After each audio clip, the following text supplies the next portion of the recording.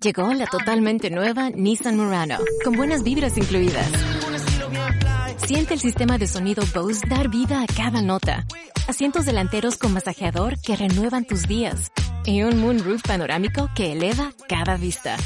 Déjate llevar por las buenas vibras de la totalmente nueva Nissan Murano. Explora más en nissanusa.com. El moonroof panorámico, sistema Bose y los asientos con masajeador son funciones disponibles. Episodio subvencionado por la Fundación Municipal de la Mujer del Ayuntamiento de Cádiz. Hoy es 11 de diciembre de 2023 y estás escuchando Cádiz en un minuto. Hoy vamos a entrevistar a una mujer que por su trayectoria profesional seguro nos va a servir de inspiración a todas nosotras.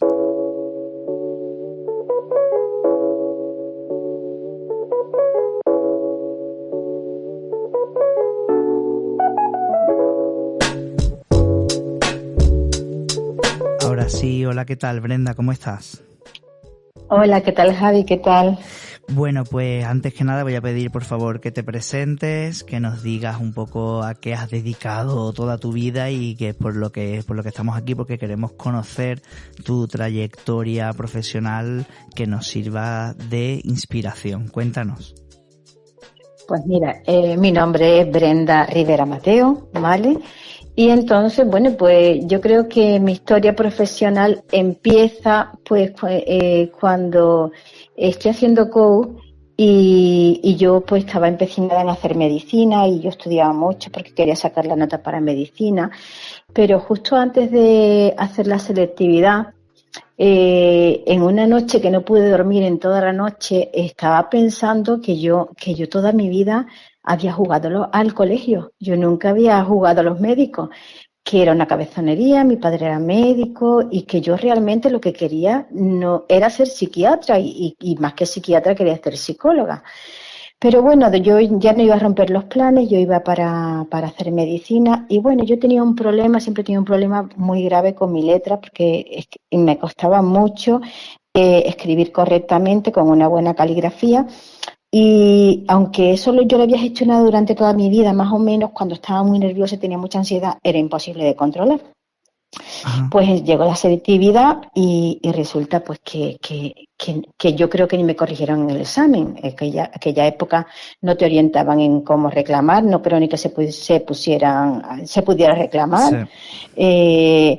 Decían los que corregían que no les daba tiempo corregir, que tiraban a voleo y que un poco pues que veían. Y yo creo que mi examen ni siquiera se corrigió porque mi letra debería ser ilegible. Total, que apruebo selectividad, pero la nota no me da para medicina. Como yo, justo antes de selectividad me había planteado pues que realmente mi vocación era otra, pues me meto en magisterio. No obstante, yo no estaba tranquila, pero luego tuve una experiencia que no puedo contar. Ajá. Y entonces me di cuenta que estaba en el camino, que yo tenía que ser maestra, ¿vale? Disfruté la carrera muchísimo, aprendí muchísimo y mi intención era, pues bueno, pues cuando terminara hacer psicología y así hice. Fíjate qué curioso cómo son las cosas, ¿verdad? Que en estas pequeñas historias, cómo te cambia la vida de repente de un momento a otro y cómo da un giro en estos detalles que parece tan simple, pero que marca toda una vida posterior, ¿no? Tantas historias que hemos escuchado así. Que siempre, muchas veces las cosas malas que te ocurren, pues bueno, a veces te obligan a descubrir otro camino que después resulta que te encanta, ¿no? Bueno, pues total, que empiezo magisterio, acabo magisterio, acabé magisterio con muy buenas notas, entonces existía lo que había el acceso directo, pero yo enseguida me matriculé en psicología. Y al poco, pues yo hice mi primer trimestre de psicología perfecto, creo que sí, aprobé todas las asignaturas por la UNED, pero en enero me llaman para trabajar porque entonces existía que las primeras personas con más notas de cada promoción pues nos daban trabajo como funcionarios. Total, que ya me puse a trabajar yo ya me volqué en mi trabajo, yo un poco dejé los estudios, total, que llegó junio y yo aprobé de las 5 3. Y ya en septiembre ni me presenté ni me volví a presentar nunca más. Entonces, bueno, pues empecé a trabajar, yo lo disfruté y tal, y volví a tener una experiencia en este caso una enfermedad. y una enfermedad que fue un susto que luego no fue susto, pero en ese momento sí te planteas, oye, ¿qué has Claro. estado haciendo? Yo ya tenía más de 30 años, ¿qué has hecho? ¿Tú qué quieres hacer en tu vida? ¿Qué es lo que tú quieres hacer realmente? Y tal, y entonces retomé los estudios de psicología y empecé a estudiar. Pero previamente a eso, pues yo era maestra de infantil y yo nunca me gustaba, no me gustaba nada de lo que había. Siempre yo tenía que crear mi material de trabajo. Sí. Entonces, pues con lo que observaba, ya tenía 2 niños, yo observaba cómo eran sus manitas, yo observaba cómo ellos trabajaban, yo jugaba mucho con ellos. Entonces, iba observando cosas y creé mi propio método de educación infantil, que además tuvo una mención especial en el premio Joaquín Guichot y tal. Uh-huh. Bueno, esto pasó. Pues después de esa experiencia, pues me puse a estudiar psicología. Yo seguía trabajando de maestra, luego quise probar en primaria. Tuve experiencia en educación primaria. Por otra mala experiencia me vi en educación especial sin yo ser especialista, porque claro, yo ya había terminado mi carrera de psicología, pero porque la retomé después de esta enfermedad, la retomé, la terminé. Y bueno, los psicólogos no nos daban la especialidad de PT, pero bueno, por H por B conseguí una comisión de servicio de PT, también a partir de otra mala experiencia. Bueno, y a partir de ese año, pues yo ya fui a secundaria, ya estuve trabajando de orientadora, pues presenté oposiciones, aprobé, tal. Estuve trabajando de orientadora, también hice un máster en psicopatología, porque a mí la psicopatología me encanta, no para trabajar en psicología clínica, sino porque me ha sido de mucha utilidad en mi trabajo, para entender a algunos alumnos y bueno, en fin. Pues nada, y así he pasado toda mi vida y bueno, pues ya ahora me he tomado... Sí, ¿cuántos años podríamos decir que has estado en plena pues, docencia o sí, ligado al mundo educativo? Pues 39 años. Buah, que se dice pronto. Se dice pronto. Entonces, sí. Pues ahora me he tomado un descanso. Claro. Y me vuelvo a replantear las cosas. Me he pedido jubilación voluntaria, no porque mi trabajo no me guste. Sí, me encanta y lo disfruto. Y además mis compañeros de trabajo saben que es verdad, que disfrutan el trabajo. Sí. Pero creo que ha llegado el momento de reflexionar sobre qué he hecho, qué he descubierto, qué se puede aportar, y en esas estoy. Quiero recopilar cosas, quiero hacer cosas y quiero un poquito pues compartir pues las cosas que he aprendido. Claro, en todo este tiempo pues imagino pues como estabas comentando muchísimas anécdotas, muchísimos aprendizajes, muchísimas situaciones, por lo que puedo intuir eres como yo digo una mente inquieta, le gusta siempre estar investigando, aprendiendo, estando en la onda como yo digo de todo, estando a la última, ¿no?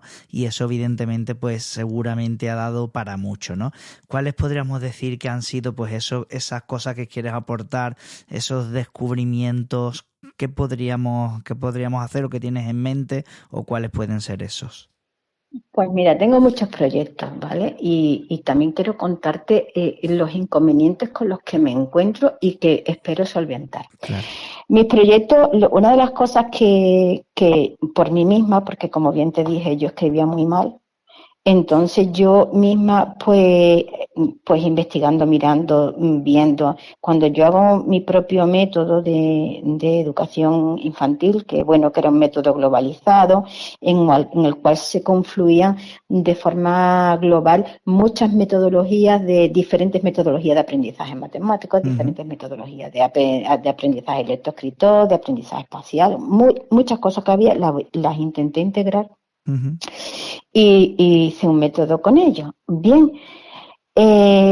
cuando pasa el tiempo y yo me voy a secundaria, muchos de los alumnos que yo había tenido en educación infantil, porque claro, este nombre de preescolar, infantil, sí, tuvo muchos nombres a lo largo de los 22 años que yo trabajé con estas edades.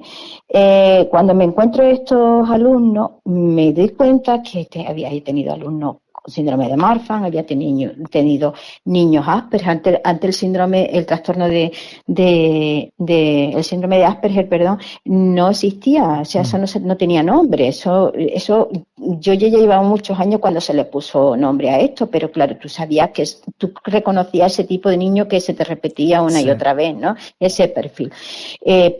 Niños TDAH que normalmente cuando te das cuenta y vas viendo en otros centros o vas viendo en los niños, te das cuenta que estos niños son perfiles de tener unas disgrafías importantes, de tener un gran descontrol en los cuadernos y tal. Sí. Y yo me di cuenta de que mis alumnos no tenían ese problema, aunque fueran Asperger, aunque fueran TDAH, aunque fueran...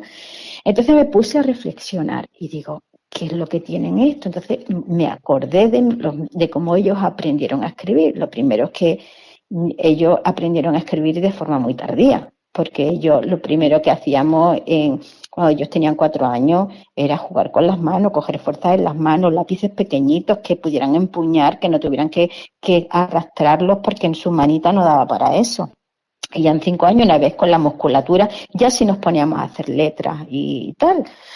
Entonces me acordé y entonces yo hice un experimento. Digo, voy a coger a niños que escriben mal y en la hora del recreo, como en el instituto que estaba había 2 recreos de 15 minutos, digo, voy a coger en el segundo recreo que ya vienen desayunados, los que ellos quieran voluntarios, y los voy a coger 2 veces por semana y voy a explicarle, ya no a nivel de preventivo, sino a nivel ya terapéutico, porque estos niños ya tenían el problema. Voy a explicarle cómo reenseñarle a escribir y yo veía que en pocas sesiones lo entendían. Entonces me di cuenta, bueno, pues de las claves como para que un niño con disgrafía o con problemas en la escritura pues la abandonara. Entonces, eso es algo que a mí me gustaría compartir, porque claro, los niños con problemas de escritura le ponen a hacer caligrafía, igual que me hacían a mí, que no me servía para nada más que para frustrarme, porque claro, la caligrafía lo que utiliza es el mecanismo de aprendizaje que tenemos estropeado, ¿sabes? Entonces, otra de las cosas que también, pues yo tuve la experiencia de estar 4 años en el EO especializado, yo era la especialista provincial en trastornos graves de conducta, yo ahí tuve muchísimo valor, yo verdad que yo había tenido niños con problemas de conducta y tal, pero bueno, yo lo que iba era buscando la experiencia y ahí aprendí también muchísimas cosas del control conductual de los niños. Y claro, pues yo todas estas cosas quiero expresarlas. También me gustaría un poquito compartir que el aprendizaje de las matemáticas no es contar, aprender números y hacer cuentas, que hay muchas cosas que aprender, muchos conceptos de cantidad, que un niño ve una cantidad y sin contar sepa percibir una cantidad, lo que es la línea numérica, las relaciones entre los objetos, más pequeños, más grandes, menos pequeños, más menos alto, el más, el menos, establecer relaciones y saberlos expresar de forma gráfica. Entonces, hay muchas cositas que se van quedando atrás y que no se desarrollan en los niños, porque muchas veces cuando se le va a tener la sensación de que los niños hacen primero de primaria desde los 3 años, tienen los números, las fichas, tal y cual. Y hay muchas cositas que a mí me gustaría compartir, la verdad. Mira, quería preguntarte, no sé si he podido intuir en tu discurso, si no me lo corriges ahora, el debate que hay abierto entre el aprendizaje lectoescritor en infantil sí, en infantil no, empezar en primaria, hacer una iniciación en infantil. ¿Cómo te posicionas tú entonces con todos estos aprendizajes? Sí, en la época que yo trabajaba yo no llegué a coger nunca infantil de 3 años, ¿vale? Yo cogía 4. Bueno, el primer año que yo trabajé no existía infantil de 4 años en la escuela pública, era nada más que infantil de 5, ¿vale? Sí. Que entonces era preescolar. Sí. Y luego pues ya empezamos los 4 o 5, después 3, 4 o 5, pero ahí ya yo me fui a primaria. Me parece que fueron 19 años en infantil, creo que fueron 19 años en infantil. Bueno. Entonces yo en 4 años, como te digo, yo empezaba con lápices muy pequeños, con DAX, lápices de cera, plástic de corer roto, que los niños empuñaran. Yo les decía a los padres, por favor, no darle lápices grandes a los niños, no, dejarlo que cojan fuerza. Trabajamos con mucha pintura de dedo, trabajábamos con el picado, trabajábamos recortando, rasgando, haciendo bolitas, mucho modelado, mucha plastilina. Entonces, coger lo que es fuerza en los dedos dedos, ¿no? Y trabajábamos con láminas, con películas, psicomotricidad, conceptos, movimientos, las láminas, el vocabulario, enseñanza del vocabulario organizado por temas y luego la interrelación entre los vocabularios para hacer las redes de conocimiento en el cerebro de ellos. Entonces, vocabulario, pero sin límite, o sea que le podíamos enseñar palabras importantes visualizando una lámina de animales, visualizando mi diapositiva, que entonces existían las diapositivas. Entonces yo 4 años nos lo pasábamos así. Entonces ya al final pues a lo mejor sí que hacíamos algunas rayitas, algunas cositas de escritura. Por supuesto siempre les daba lápices pequeños para lo que es el dibujo libre. O sea, para que garabatearan, para que pintaran, para que hicieran lo que quisieran, ¿no? Entonces, eso sí, siempre tenían folios para pintar. En mi infantil siempre se ha pintado muchísimo. Y bueno, ya en 5 años, con esa ya final de 4, con esa manita ya madurita, porque ya claro, en 4 años se trabaja conceptos de cantidad, conceptos con entre objetos, muchos conceptos. Entonces yo ya sí me empezaba a la escritura de la letra, a la lectoescritura, pero de forma muy lenta. El primer trimestre habíamos dado a lo mejor la EOU, ¿vale? Y ya luego empezabas a meter, siempre trabajábamos en folio, no trabajábamos en cuadrícula, trabajábamos la cuadrícula a modo de grecas, de reproducir dibujos o formas de grecas de unos cuadros que tuvieran que contar al otro de al lado, formas de simetría, pero no metíamos la letra en cuadrícula. Ya después, más adelante también, porque le trabajábamos la cuadrícula, las 2 rayas un poco, pero el aprendizaje básico era en folio blanco. Y entonces, la verdad que acababa a fin de curso y los niños escribían, leían, y bueno, y a lo mejor faltaba porque no te daba tiempo de dar algo, pero también en el conjunto de las palabras ellos iban intuyendo un poquito ya que decían esa palabra, ¿sabes? Uh-huh. Y bueno, y no hacía falta estar desde 3 años ahí dándole. Claro. Y ya en primero, pues perfeccionarse. Claro. Es muy importante por todo lo que has contado, ¿no? Esos aprendizajes prelectores y preescritores, ¿no? Esos aprendizajes previos a estos aprendizajes luego más complejos, que haya una base sólida, que se haya trabajado bien en todo ese sentido que has explicado, con todas esas actividades, digamos, de motricidad fina, ¿no? Que estén esas musculaturas bien, y no solo en la musculatura, sino también en el desarrollo del cerebro, ¿no? Entonces, sin faltarle el respeto a nadie, con todo el respeto del mundo, pues de alguna manera podríamos reivindicar desde este pequeño espacio, ¿no?, la importancia de trabajar esos aprendizajes de base antes de lanzarnos corriendo a esa lectura, esa escritura, que muchas veces parecen en algunos casos que los centros están compitiendo, ¿no? Porque en este cole ya aprenden a leer y salen leyendo con 3 años, ¿no? Pues en este con 4, pues este tal, ¿no? Y muchas veces entramos en esa absurda carrera que lógicamente se cobra víctimas por el medio, porque ese ritmo alto, pues no todos los niños, no todas las niñas tienen por qué poder seguirlo, ¿no? En este sentido. Yo creo que el objetivo, y no solamente de los maestros, las maestras, los profesores, sino también de la familia, es el desarrollo cognitivo del niño. Hacer niños inteligentes, porque es que a veces, muchas veces con la protección nos tragamos la causa-efecto, o sea, el aprendizaje básico que es la causa-efecto nos la comemos. Entonces, la escuela infantil, si quieres ahora te pongo ejemplos, ¿no? En la escuela infantil tenemos que desarrollar las cabecitas, desarrollar siempre respetando el desarrollo madurativo del niño. Si el niño tiene una manita muy pequeñita, es que no puede escribir. Y si yo tengo que aprender un número que representa una cantidad, yo puedo aprender a hacer un dibujito.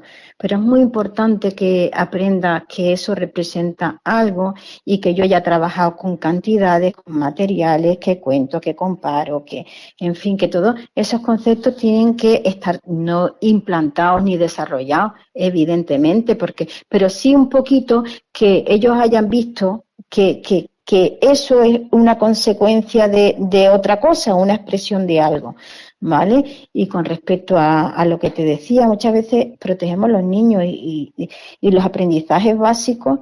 Yo soy un poco bruta para esto, yo a mis hijos los he hecho todoterreno y ahora, pues lo que te voy a decir es muy polémico, muy polémico. Me van a llover, me va a llover mira, el otro día, yo voy a ser abuela en marzo, ¿vale? Sí. Entonces, resulta que el otro día, pues estuve haciendo mi máster de abuela. Entonces me fui a todas las tiendas a informarme, tal y cual. Total, que veo allí unos conjuntitos y me dicen, este es el conjuntito del hospital para cuando nazcan. Digo, sí, ¿esto en qué consiste? Dice, esto es las polainas, un gorrito para la fontanela y tal, y esto es unas manoplitas para que no se arañen. Y yo pensaba, madre mía, en la vida hemos puesto a los niños manoplitas para que no se arañen. ¿Cuánto aprendizaje puede tener un arañazo por pequeñito que sea el niño? Claro. El niño hasta en la barriguita de la madre se habrá arañado lo que se haya tenido que arañar. Y ahora nos vamos a poner con remilgo. Si el niño se hace un movimiento brusco y se lastima, causa efecto. Es que no se va a morir, no es un maltrato, no le pasa nada. ¿Cómo empieza ese niño? Esa motricidad básica que está cuando él, pues, torpemente mueve una mano y se encuentra con algo y que se hace daño. Ya estamos empezando a limitar los aprendizajes básicos naturales que nos da la naturaleza. Entonces, como eso, muchísimas cosas. Mi pelea ya afortunadamente no se lleva tanto. Esos niños que aprendían a caminar en andador, y claro, pues al final se les retrasaba el aprendizaje, porque ni estaban aprendiendo la gravedad, ni estaban aprendiendo el equilibrio, ni tenían el contacto del pie con el suelo. Entonces, ¿cuántos aprendizajes básicos vamos eliminando de los niños en el afán de protegerlos? Entonces, eso es muy importante, que tengamos en cuenta que no es cuestión de que vaya el niño andando y le pongamos un andador, es cuestión que todos los aprendizajes del camino no se salte ninguno. Pues con la lectoescritura es igual. Que disfrutemos no es cuestión de que el niño del proceso, disfrutemos exactamente del camino y que estamos en el camino y que se trata de caminar y estar ahí y ya está, nada más. Es que en el camino tiene muchos aprendizajes colaterales, claro, que no nos podemos saltar. Totalmente. Muy bien, yo creo que ahí hemos dejado una reflexión bastante importante. Y quería preguntarte ya un poco por ir cerrando ya, acciones concretas ahora en tu nueva etapa que se está abriendo ahora. ¿Tienes pensado algo así a lo concreto? Pues sí, mira, yo tengo un problema, ¿vale? Pues, ¿cuál es el problema? Pues que cuando te jubilas y te jubilas voluntariamente, 5 años antes, yo me he jubilado para hacer un proyecto y para hacer todas estas cosas, pero te prohíben publicar, te prohíben nada, o sea, no puedes hacer nada que pudiera generar que tú, fíjate que yo publique ahora. Una cosita no significa que me vaya a generar unos ingresos para vivir de ello, evidentemente, y yo creo que es algo que se puede compartir. Entonces, claro, pues yo ahora mi debate interno es, me jubilo de la jubilación y me hago autónoma, claro, pero porque no existe en la ley una transición. Es que, claro, ¿cómo te pueden prohibir que tú divulgues tu saber? O que tengas que esperar para divulgarlo. Desde luego yo me voy a poner a investigar, voy a seguir investigando, voy a empezar a escribir, voy a empezar a poner cositas y ya decidiré, ya pienso yo que se me abrirá el camino y tomaré las decisiones oportunas. Seguro que sí. Porque lo que es el Estado no me lo favorece, no lo puedo hacer. Genial, pues muchísimas gracias, Brenda, por habernos dedicado un poquito de tu tiempo y sin duda estaremos con mucha atención para ver si llegan o no esas publicaciones, que sabes que aquí tendrás un espacio maravilloso para que puedas contarlo, puedas difundirlo y que podamos llegar al máximo de personas posible. Muchísimas gracias y bueno, estamos en contacto. Muchas gracias. Un abrazo.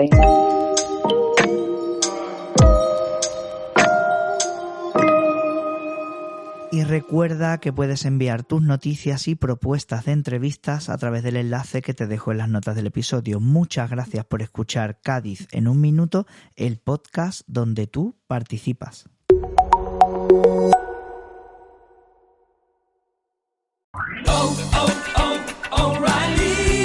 ¿La luz check engine de tu vehículo está encendida? Podemos ayudarte con O'Reilly Veriscan. Es gratis y provee un informe con soluciones basadas en más de 650 millones de escaneos verificados por técnicos maestros certificados ASE. Y si necesitas ayuda, podemos recomendarte un taller. Pregunta por O'Reilly Veriscan.